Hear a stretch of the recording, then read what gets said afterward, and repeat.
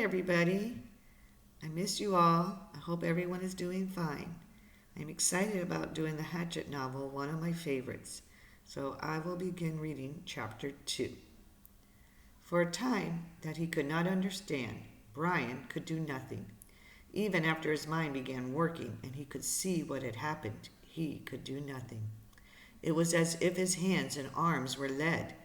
Then he looked for ways for it not to have happened. Be asleep, his mind screamed at the pilot.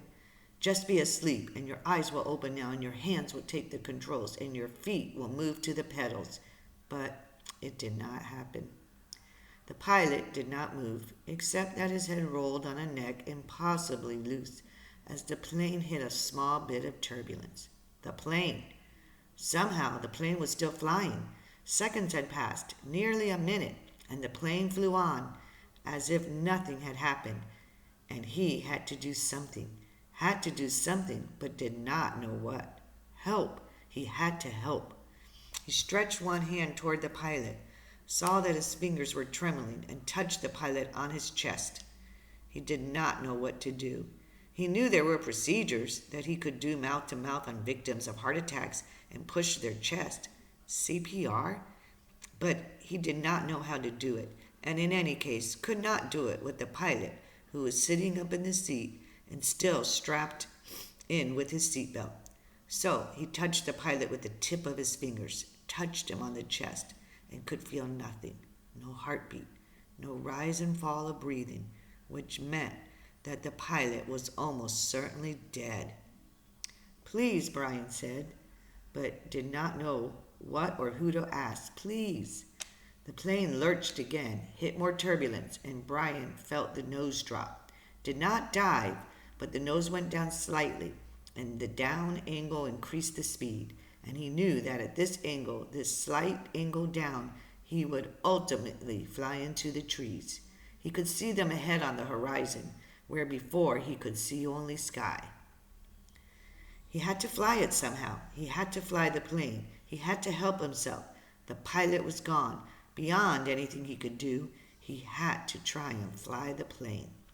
He turned back in the seat, feeling the front, and put his hand still trembling on the control wheel, his feet gently on the rudder pedals. He pulled on the stick to raise the plane. He knew that from reading. You always pulled back on the wheel. He gave it a tug, and it slid back toward him easily, too easily. The plane, with the increased speed from the tilt down, swooped eagerly up and drove Bryan's stomach down. He pushed the wheel back in, went too far this time, and the plane nose went below the horizon, and the engine speed increased with the shallow dive. Too much. He pulled back again, more gently this time, and the nose floated up again, too far, but not as violently as before. Then down a bit too much, and up again very easily, and the front of the engine cowling settled. When he had it aimed at the horizon, and it seemed to be steady, he held the wheel where it was, let out a breath, which he had been holding all this time, and tried to think what to do next. It was a clear blue sky day with fluffy bits of clouds here and there, and he looked out the window for a moment, hoping to see something, a town or a village, but there was nothing, just the green of the trees, endless greens, and the lakes scattered more and more thickly as the plane flew. Where? He was flying, but he did not know where, had no idea where he was going. He looked at the dashboard of the plane, studied the dials, and hoped to get some help, hoped to find a compass. But it was all so confusing, a jumble of numbers and lights. One light displayed in the top center of the dashboard said the number 342. Another next to it said 22. Down beneath there were dials with lines that seemed to indicate that what the wings were doing, tipping or moving, and one dial with a needle pointing to the number 70, which he only thought, might be the altimeter, the device that told him his height above the ground or above sea level. Somewhere he had read something about altimeters, but he couldn't remember what or where or anything about them. Slightly to the left and below the altimeter, he saw a rectangular panel with a lighted dial, and 2 knobs. His eyes had passed over it 2 or 3 times before he saw what was written in tiny letters on top of the panel. Transmitter 221 was stamped in the metal, and it hit him. Finally, that this was the radio. The radio, of course. He had to use the radio. When the pilot had been hit that way, he couldn't bring himself to say the pilot was dead, couldn't think it. He had been trying to use the radio. Bryan looked to the pilot. The headset was still on his head, turned sideways a bit from his jamming back into the seat, and the microphone switch was clipped in his belt. Bryan had to get the headset from the pilot. He had to reach over and get the headset from the pilot, or he would not be able to use the radio to call for help. He had to reach over. His hands began trembling again. He did not want to touch the pilot, did not want to reach for him, but he had to get the radio. He lifted his hands from the wheel just slightly and held them waiting to see what would happen. The plane flew on normally, smoothly. All right, he thought now. Now, do this thing. He turned and reached for the headset and slid it from the pilot's head, one eye on the plane, waiting for it to dive. The headset came easily, but the microphone switch at the pilot's belt was jammed in, and he had to pull it to get it loose. When he pulled, his elbow bumped the wheel and pushed it in, and the plane started down in a shallow dive. Bryan grabbed the wheel and pulled it back, too hard again, and the plane went through another series of stomach-wrenching swoops up and down before he could get it under control. When things had settled, and again he pulled at the mic cord once more, and at last jerked the cord free. It took him a second or two to place the headset on his own head and position the small microphone tube in front of his mouth. He had seen the pilot used it, had seen him depress the switch at his belt, so Bryan pushed the switch in and blew into the mic. He heard the sound of his breath in the headset. Hello? Is there anybody listening to this? Hello? He repeated it 2 or 3 more times and then waited, but heard nothing except his own breathing. Panic came then. He had been afraid, had been stopped with the terror of what was happening. But now panic came, and he began to scream into the microphone, scream over and over, "Help! Somebody help me! I'm on this plane and I don't know!" And he started crying with the screams, crying and slamming his hand against the wheel of the plane, causing it to jerk down, then back up again. But again he had heard nothing but the sound of his own sobs in the die microphone, his own screams mocking him, coming back into his ears. The microphone awareness cut into him. He had used a CB radio in his uncle's pickup once. You had to turn the mic switch off to hear somebody else. He reached to his belt and released the die switch. For a second, all he heard was the whoosh of the empty airwaves. Then, through the noise and static, he heard a voice. "Whoever is calling on this radio net, I repeat, release your mic switch. You are covering me. You are covering me. Over." It stopped, and Bryan hit the mic switch. I hear you. This is me." He released the switch. "Roger, I have you now." The voice was very faint and breaking up. "Please state your difficulty and location, and say over to signal end of transmission. Over." Please state my difficulty, Bryan thought. God, my difficulty? I'm in a plane with a pilot who has had a heart attack or something. He can't fly, and I don't know how to fly. Help me, help. He turned his mic off without ending transmission properly. There was a moment hesitation before the answer. "Tour signal is breaking up, and I lost most of it. Understand, pilot, you can't fly, correct? Over." Bryan could barely hear him now, heard mostly noise and static. "That's right, I can't fly. The plane is flying now, but I don't know how much longer. Over." Lost signal.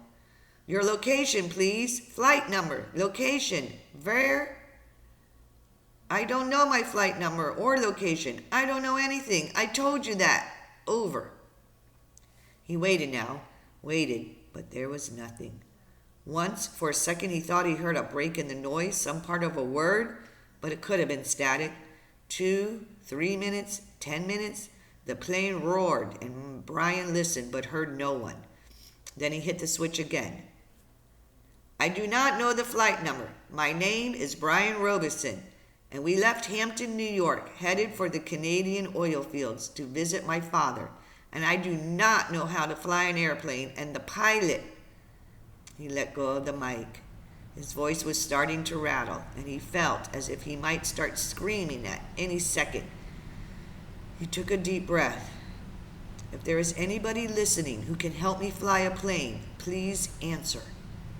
Again, he released the mic but heard nothing but the hissing of the noise in the headset.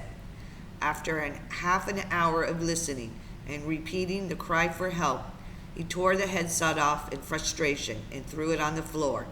It all seemed hopeless. Even if he did get somebody, what could anybody do? Tell him to be careful? All so hopeless. He tried to figure out the dials again. He thought he might know which was speed. It was a light number that read 160, but he didn't know if that was the actual miles an hour or kilometers, or if it just meant how fast the plane was moving through the air and not over the ground. He knew airspeed was different from ground speed, but not by how much. Parts of books he had read about flying came to him, how wings worked, how the propeller pulled the plane through the sky, simple things that wouldn't help him now. Nothing could help him now. An hour passed. He picked up the headset again and tried. It was, he knew, at the end, all he had, but there was no answer. He felt like a prisoner, kept in a small cell that was hurtling through the sky at what he thought to be 160 miles an hour, headed, he didn't know where, just headed somewhere until, there it was, until what? Until he ran out of fuel. When the plane ran out of fuel, it would go down, period. Or he could pull the throttle out and make it go down now. He had seen the pilot push the throttle in to increase speed. If he pulled the throttle back out, the engine would slow down and the plane would go down. Those were his choices.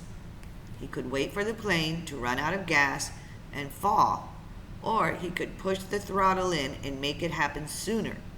If he waited for the plane to run out of fuel, he would go farther, but he did not know which way he was moving. When the pilot had jerked, he had moved the plane, but Bryan could not remember how much or if it had come back to its original course. Since he did not know the original course anyway, he could only guess at which display would be the compass, the one reading 342. He did not know where he had been or where he was going, so it didn't make much difference if he went down or waited. Everything in him rebelled against stopping the plane and falling now. He had a vague feeling that he was wrong to keep heading as the plane was heading, a feeling that he might be going off in the wrong direction, but he could not bring himself to stop the engine and fall. Now he was safe, or safer than if he went down.